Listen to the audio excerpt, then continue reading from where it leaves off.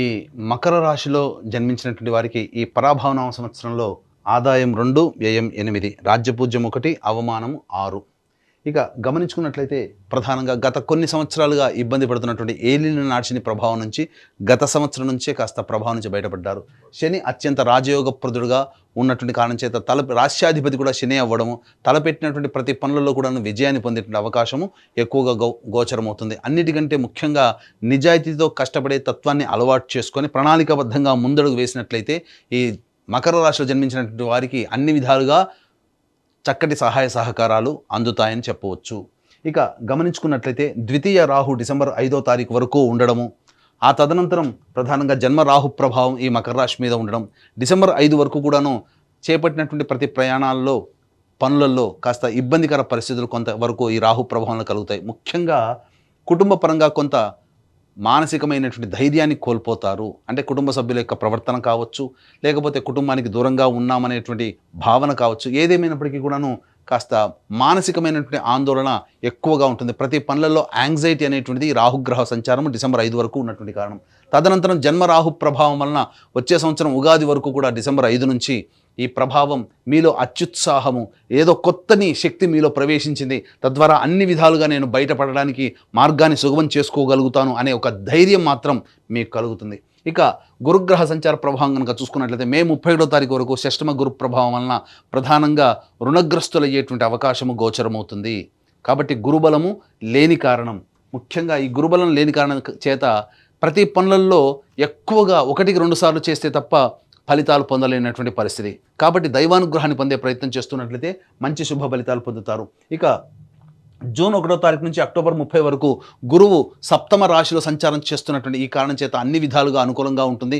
ఎన్నాళ్ళ నుంచో ఎదురు చూస్తున్నటువంటి వివాహం కానీ అబ్బాయిలకి అమ్మాయిలకి ఈ సమయం వివాహ సంబంధమైనటువంటి సమస్యలు తొలగిపోయి చక్కగా నూతన దాంపత్య జీవితంలో ప్రవేశం పొందుతారు. అలాగే విడిపోయినటువంటి జీవిత భాగస్వాములు కానీ వ్యాపార భాగస్వాములు కానీ మళ్ళీ కలుసుకునేటువంటి అవకాశం ఉంటుంది. కోల్పోయినటువంటి ప్రేమను మళ్ళీ తిరిగి పొందేటువంటి అవకాశం కూడా ఈ యొక్క జూన్ 1 నుంచి అక్టోబర్ 30 వరకు ఉంటుంది. ఆర్థిక పుష్టి, అన్ని విషయాల్లో శని అనుగ్రహంగా ఉండడం, గురువు అనుకూలంగా ఉండడం, రాహు కూడా కొంతవరకు అనుకూలంగా ఉండడం, అన్ని విధాలుగా మీకు మంచి జరిగేటువంటి అవకాశం ఉంటుంది. కాబట్టి ఏ పని చేయాలన్నా జూన్ 1 నుంచి అక్టోబర్ 30 వరకు ఉన్నటువంటి కాలంలో చేసేటువంటి ప్రతి పనులలో మీరు సంతోషాన్ని, ఆనందాన్ని మీరు పొందుతారు. ఇక అక్టోబర్ 31 నుంచి జనవరి 24 వరకు సింహరాశిలో సంచారం చేస్తుండడము, అక్కడే కేతుగ్రహ సంచార ప్రభావం ఉండడం, ఈ కారణం చేత ప్రధానంగా ఈ యొక్క అక్టోబర్ 31 నుంచి జనవరి 24 రెండు నెలల 27 రోజుల పాటు ఉండేటువంటి ఈ సమయం దాదాపు 3 నెలల పాటు అని చెప్పవచ్చు. ఈ సమయం మాత్రం చాలా అత్యంత కీలకమైనటువంటిది. ఎన్ని ప్రయత్నాలు చేసినప్పటికీ కూడాను మీరు ముందడుగు తప్ప వెనకడుగు అనేటువంటిది లేకుండా ఉంటారు. అయితే ఇక్కడ గమనించాల్సింది, ఎందుకు ముందడుగనంటే మిమ్మల్ని రాష్ట్రాధిపతి అయినటువంటి శని మిమ్మల్ని ముందుకు వెళ్తాడు. కానీ ఇక్కడ ప్రధానంగా ఆ వెనకడుగు వేయకపోతే అక్కడే చిక్కుపడిపోతారు. కావున గురుగ్రహం యొక్క అనుగ్రహం, కార్య అనుకూలత అనేటువంటిది ప్రధానంగా మీరు పొందలేకపోతారు.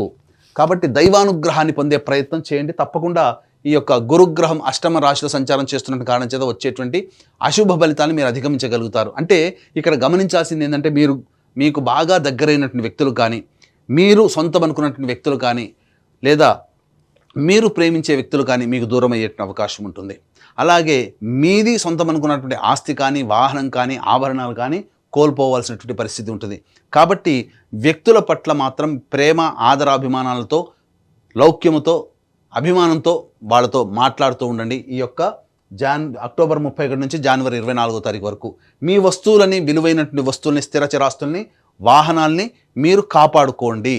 ఈ విధంగా చేస్తే గురువు వల్ల వచ్చేటువంటి దోషం ఏదైతే ఉంటుందో అది చాలా మటుకు తగ్గుముఖం పడుతుంది. ఇక కేతువు ప్రధానంగా డిసెంబర్ 5వ తారీఖు నుంచి ఈ సంబంధించినటువంటి కర్కాటక రాశి సంచార ప్రభావాలన అన్ని విధాలుగా అనుకూలంగా ఉంటుంది. ముఖ్యంగా గమనించుకోండి, డిసెంబర్ 5వ తారీఖు తర్వాత ఉగాది లోపల మీ పూర్వ జన్మతో లింక్ అయినటువంటి వ్యక్తులు మీకు పరిచయం అవుతారు, కొత్త వ్యక్తులు పరిచయం అవుతారు. కాబట్టి వాటి పట్ల ఒకంత మీరు శ్రద్ధ పెట్టి మంచిదా కాదా అని మీరే నిర్ణయం తీసుకోండి. ఎందుకనంటే ఆ సమయంలో ప్రధానంగా గురువు కూడా మీకు అనుకూలంగా ఉండబోతున్నారు. అంటే ఒక భవిష్యత్తులో ఒక మంచి మార్పుకి మీకు జీవితంలో కొత్త వ్యక్తులు పరిచయం అవుతారని చెప్పవచ్చు. ఇక గమనించుకున్నట్లయితే ప్రధానంగా ఈ సంబంధించినటువంటి నిరుద్యోగస్తులు, అంటే నిరుద్యోగస్తులకు ఉద్యోగం ఎప్పుడు లభిస్తుంది, అలాగే ఇంకా ప్రధానంగా గమనించుకున్నట్లయితే ఈ కేంద్ర రాష్ట్ర ప్రభుత్వాలలో పనిచేసేటువంటి ఉద్యోగస్తులకి ఎప్పుడు బదిలీల అవకాశం అయ్యేటువంటి అవకాశం ఉంటుంది. మరీ ముఖ్యంగా ప్రైవేట్ రంగంలో పనిచేస్తున్నటువంటి వాళ్ళు ఉన్న సంస్థల్లో ఏ సమయంలో వేరే సంస్థలకు మారాలంటే ప్రయత్నం చేస్తే ఎప్పుడు మంచి జరుగుతుంది. అలాగే నూతన వ్యాపారం ఎప్పుడు ప్రయత్నం చేస్తే అనుకూలంగా ఉంటుంది. అంతేకాకుండా కేంద్ర రాష్ట్ర ప్రభుత్వాలకు సంబంధించినటువంటి కాంట్రాక్టర్స్ ఎవరైతే ఉంటారో ఏ సమయంలో బిల్స్ ప్రజెంట్ చేస్తే పాస్ అవుతాయి, ధనము లభిస్తుంది. అలాగే కొత్త కాంట్రాక్టులు ఏ సమయంలో మనకు అనుకూలంగా ఉంటాయనేటువంటి విషయాన్ని కనుక మనం చూసుకున్నట్లయితే ప్రధానంగా ఇక్కడ గమనించాల్సినటువంటిది మకర రాశిలో జన్మించినటువంటి వారికి ఈ సంవత్సరం 19 మార్చి నుంచి 13 ఏప్రిల్ వరకు ఉన్నటువంటి సమయము, అలాగే 15 జూన్ నుంచి 16 జూలై వరకు ఉన్నటువంటి సమయము, అలాగే 18 అక్టోబర్ నుంచి 15 డిసెంబర్ వరకు ఉన్నటువంటి సమయం చాలా అనుకూలం. మళ్ళీ వచ్చే సంవత్సరం 14 మార్చి నుంచి ఉగాది వరకు ఉండేటువంటి సమయం. ఒక తులారాశి వారికి అయితే ఎక్కువ సమయం ఏ విధంగానైతే ఎక్కువ రోజులు అనుకూలంగా ఉన్నాయో మళ్ళీ ఈ యొక్క మకర రాశిలో జన్మించినటువంటి వారికి అన్ని రోజులు ఈక్వల్గా అనుకూలంగా ఉండబోతున్నాయి. అంటే మిథున రాశి, కన్యారాశి, తులారాశి, మకర రాశి ఈ రాశి వాళ్ళకి అత్యద్భుతమైనటువంటి యోగకాలంగా ఉన్న 12 రాశులు ఈ సంవత్సరం చెప్పవచ్చు. అందులో మకర రాశి కూడా ఒకటి కాబట్టి అన్ని విధాలుగా మంచి అనుకునేటువంటి ఉన్నది. అయితే ఇక్కడ గమనించాల్సినటువంటిది ఈ యొక్క నవగ్రహాల యొక్క అనుగ్రహం ఉంటే ఈ యొక్క మకర రాశితో పాటుగా 12 రాశుల్లో జన్మించినటువంటి వారికి మంచి ఎక్కువగా, చెడు తక్కువగా ఉంటుంది. కాబట్టి ఈ పరాభవనామ సంవత్సరంలో నవగ్రహాల యొక్క అనుగ్రహాన్ని సంపూర్ణంగా అందించాలనే సదుద్దేశంతో మన పీఠం ఆధ్వర్యంలో ఏప్రిల్ 1వ తారీఖు రోజున చైత్ర పౌర్ణమి సందర్భంగా అత్యంత శీఘ్ర ఫలితాన్నిచ్చే హస్త నక్షత్రం ఉన్నటువంటి సమయంలో సాయంకాలం 6 గంటలకి ఈ సర్వదోష నివారణ పూజల హోమాలలో భాగంగా నవగ్రహ పాశుపత హోమము, ఆరోగ్యం కోసం మృత్యుంజయ హోమము మరియు సర్వకార్య జయసిద్ధికి సుదర్శన హోమం, రుద్రహోమంతో పాటుగా వివాహ దాంపత్య సిద్ధికి, ఉద్యోగ వ్యాపార ఆర్థికాభివృద్ధికి లక్ష్మీ మూలమంత్ర సంపుటిత లక్ష్మీ సూక్త హోమాన్ని జరిపించి శక్తిపాతం చేసినటువంటి కరుంగలి మాల ఇవ్వడం జరుగుతుంది. అవకాశం ఉన్నటువంటి వాళ్ళు ఏప్రిల్ 1వ తారీఖు రోజున మధ్యాహ్నం 3 గంటల లోపల ఈ కార్యక్రమంలో నమోదు చేసుకోవచ్చు. ఇక గమనించుకున్నట్లయితే ప్రధానంగా 2 ఏప్రిల్ నుంచి 10 మే వరకు ఉన్నటువంటి సమయం ఈ మకర రాశి వారికి అత్యంత శుభమైనటువంటి సమయం. గురువు అనుకూలంగా లేకపోయినప్పటికీ కూడా శని మరియు కుజుడు అనుకూలంగా ఉండడం వల్ల చేపట్టినటువంటి పనులని ధైర్యంగా ముందడుగు వేస్తూ ఆత్మవిశ్వాసంతో మీరు పని మొదలు పెడతారు. తద్వారా భవిష్యత్తులో మంచి విజయాన్ని పొందడానికి ఆస్కారం ఏర్పడుతుంది. ఇక 11 మే నుంచి 19 జూన్ వరకు గురువు కూడా అనుకూలంగా లేకపోవడము, అలాగే అర్ధాష్టమ కుజగ్రహ ప్రభావం, శని ఒక్కడు ఎంత యోగిస్తున్నప్పటికీ మిగతా గ్రహాలు అనుకూలంగా లేని కారణం చేత ప్రధానంగా ఆరోగ్యం పట్ల శ్రద్ధ వహించాల్సినటువంటిది. వాహనం నడిపేటప్పుడు జాగ్రత్తలు పాటించాలి. జీవిత భాగస్వామి, వ్యాపార భాగస్వాములతో ప్రేమగా అనుకూలంగా మాట్లాడే తత్వం ఉంటే కొన్ని ఇబ్బందుల నుంచి బయటపడవచ్చు అని చెప్పొచ్చు. అలాగే 20 జూన్ నుంచి 1 ఆగస్టు మధ్య ఉన్నటువంటి కాలం ఏదైతే ఉందో ఈ సమయం మాత్రం ప్రధానంగా మీ ఆరోగ్యం పట్ల శ్రద్ధ వహించాలి.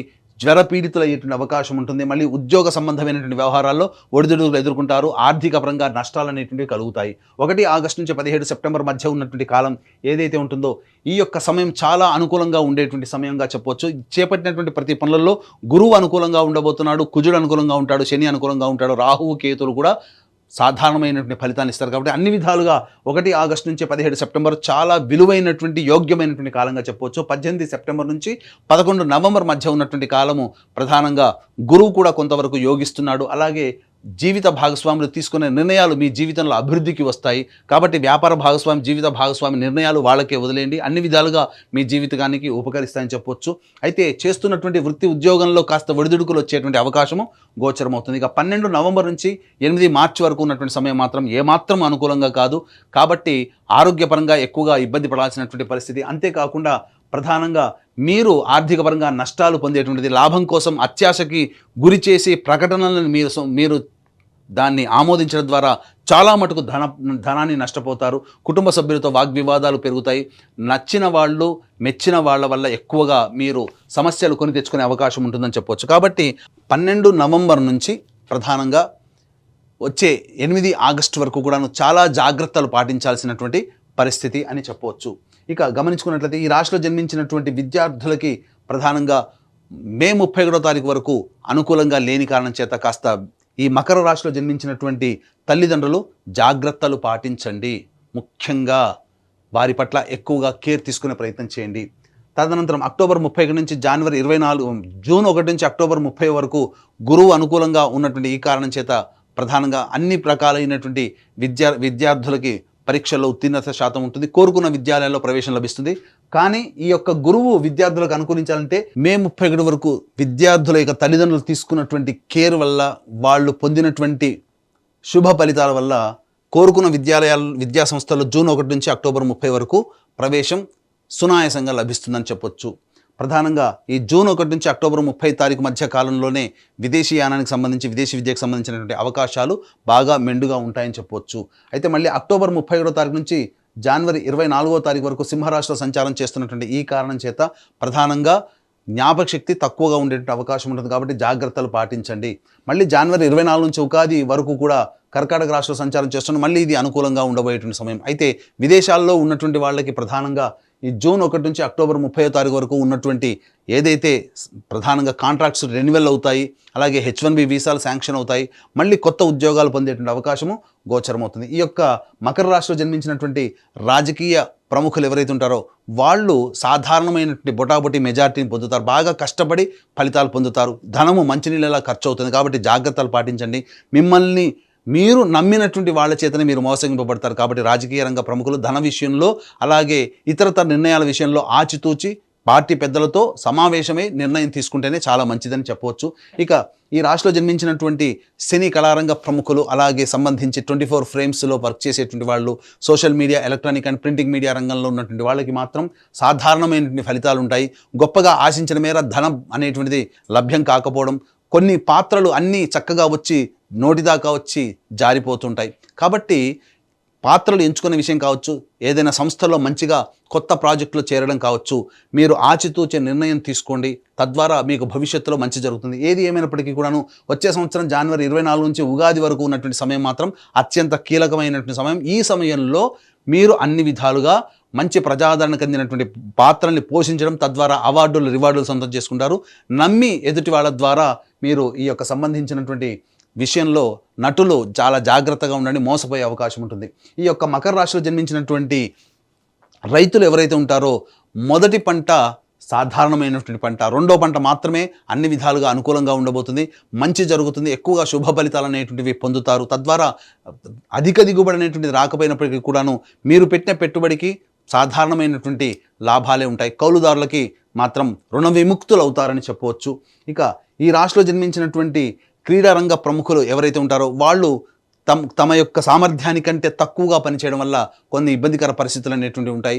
కొత్తగా ప్రవేశించినటువంటి క్రీడాకారులు ఎవరైతే ఉంటారో వాళ్ళకి ప్రోత్సాహకాలు లభించగా సతమతమయ్యేటువంటి అవకాశం ఉంటుంది. ఏది ఏమైనప్పటికీ కూడాను వాళ్ళు చేసినటువంటి కృషి, పట్టుదల డిసెంబర్ 5వ తారీఖు తర్వాత మిగతా గ్రహాలు అనుకూలంగా ఉన్నటువంటి కారణం చేత డిసెంబర్ 5 తర్వాతనే క్రీడాకారులు అత్యంత శుభ ఫలితాలు అనేటివి పొందుతారని చెప్పవచ్చు.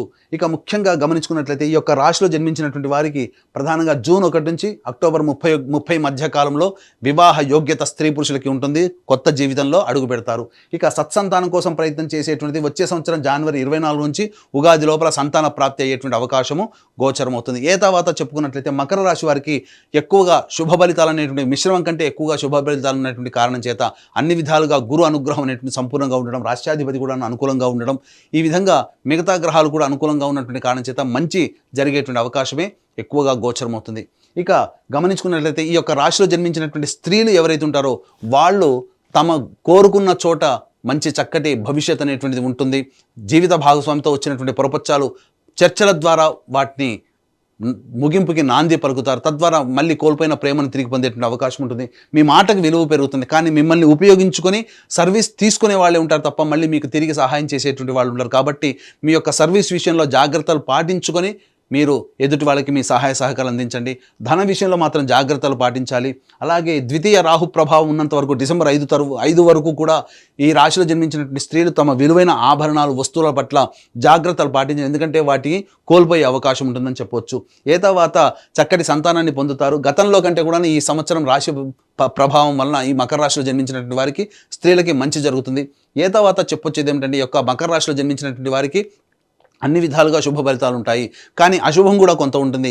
ఈ యొక్క మకర రాశితో పాటు కాకుండా 12 రాశుల వారికి కూడాను మంచి జరగాలనే సదుద్దేశంతో ఏప్రిల్ 1వ తారీఖు రోజున మన పీఠం ఆధ్వర్యంలో సర్వదోష నివారణ పూజలు, హోమాలు అనేటువంటి జరిపించి శక్తిపాతం చేసినటువంటి కరుంగలి మాలని పొందడం ద్వారా అన్ని రాశుల్లో జన్మించినటువంటి వారికి మంచి జరగాలి, వాళ్ళు కోరుకున్న జీవితాన్ని వాళ్ళు పొందాలి, వారి కళ్ళను సాకారం చేసుకోవాలి, గతంలో కంటే ఈ సంవత్సరం చాలా మెరుగైనటువంటి పరిస్థితిలో ఉండాలని ఆకాంక్షిస్తూ సర్వం శ్రీ ఉమామహేశ్వర పరబ్రహ్మార్పణమస్తు.